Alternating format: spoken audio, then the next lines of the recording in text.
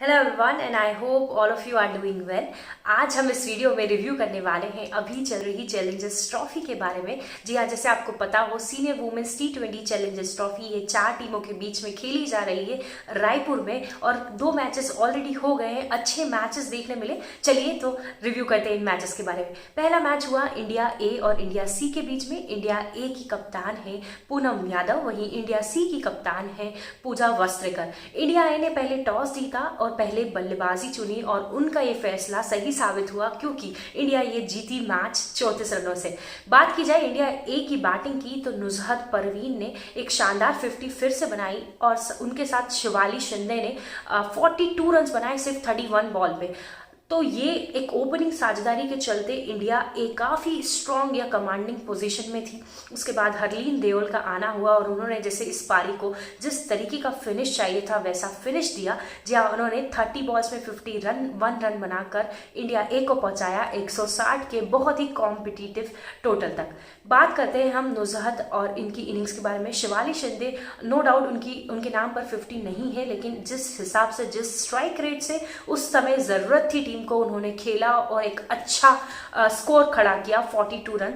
नुसरत परवीन हमने देखा है कंसिस्टेंटली काफ़ी रन स्कोर कर रही है, उन्होंने करके दिखाया अभी इंटर जोनल्स मैच में, उन्होंने करके दिखाया सीनियर वुमेन्स T20 ट्रॉफी में काफ़ी 50s उनके तरफ से दिखाई दी। लेकिन एक चीज़ जो शायद वो कहीं ना कहीं थोड़ा सा लैग करती है वो है स्ट्राइक रेट, क्योंकि T20 गेम आप सबको पता है कितना कॉम्पिटिटिव है और आप 100, 110 या 100 के नीचे के स्ट्राइक रेट से खेलना शायद आप कम अफोर्ड कर सके। तो एक अगर वो नुजहत इस चीज पर काम करती है तो बहुत ही अच्छी बैटर निकलकर और बाहर आएंगी। कंसिस्टेंसी बिल्कुल उनमें है, काफी रन्स बना रही है।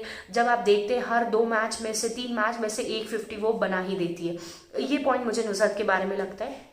उसके बाद अगर बात की जाए इंडिया सी के बारे में तो पूजा वस्त्रेकर ने थोड़ी लड़ाई दिखाई और एक बहुत ही अच्छी इम्प्रेसिव नॉक आप जिसको बोल सकते हैं 38 बॉल्स में कुछ 61 रन बनाए, लेकिन वो पार्टनरशिप नहीं मिली, वो पार्टनरशिप उनको कहीं और से नहीं मिली। उसकी वजह से इंडिया सी 34 रनों से पीछे रह गई। आपको ये बता दूं कि इंडिया सी की एक स्ट्रैटेजी जिसमें उन्होंने किरण नावगिरे को ओपनिंग करने भेजा। किरण नावगिरे जैसे आप जानते होंगे उन्होंने 171 ऑड रन की एक बहुत ही शानदार डोमेस्टिक मैच में T20 नॉक खेली थी। जी हाँ, 171 उन्होंने अकेले बनाए थे।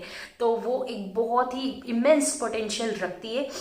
बात की जाए तो वो एक नेचुरल फिनिशर या 4 डाउन या 5 डाउन बैटर आप उनको कह सकते हैं। तो इंडिया सी की ये स्ट्रैटेजी उनको ओपन करने भेजना शायद हमारे समझ से थोड़ा सा परे थी कि क्यों उन्हें ओपन करवाया गया। जब आपके पास प्रिया पुनिया है, जब आपके पास एस मेघना है, तो किरण नावगिरे से ओपन करवाना शायद हमें थोड़ा कम स्ट्रैटेजी हमें समझ नहीं आई। होपफुली ये सिर्फ एक एक्सपेरिमेंट हो, नेक्स्ट गेम में हम उन्हें नेचुरल स्लॉट जो उनके लिए है उसमें देखें तो शायद उनसे बेहतर परफॉर्मेंस की हम एक्सपेक्टेशन कर सकते हैं।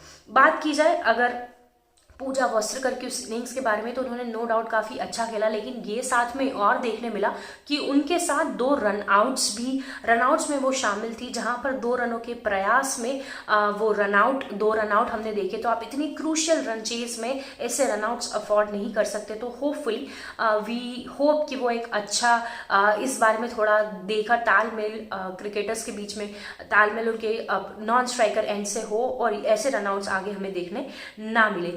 बात की जाए अगर इंडिया ए के बारे में तो इंडिया ए बहुत ही कमांडिंग पोजीशन से बोल सकते हैं मैच जीत गई। सहाना पवार जो एक अच्छी प्रोस्पेक्ट है, उन्होंने 3 विकेट लिए और इंडिया सी के लिए फिर कुछ ज़्यादा बचा नहीं था, पूजा वस्त्रेकर को साथ नहीं मिला और उसके चलते इंडिया ए ये मैच आसानी से जीत गई। शिवाली शिंदे पे गौर करिएगा, एक अच्छी स्ट्राइकर है गेम की और मुझे लगता है शिवाली शिंदे का वो अग्रेसर रोल ही नुजहत को टाइम दे गया कि वो थोड़ा टाइम लेकर खेल सकते और फिर हरलीन ने इस मैच को फिनिश किया।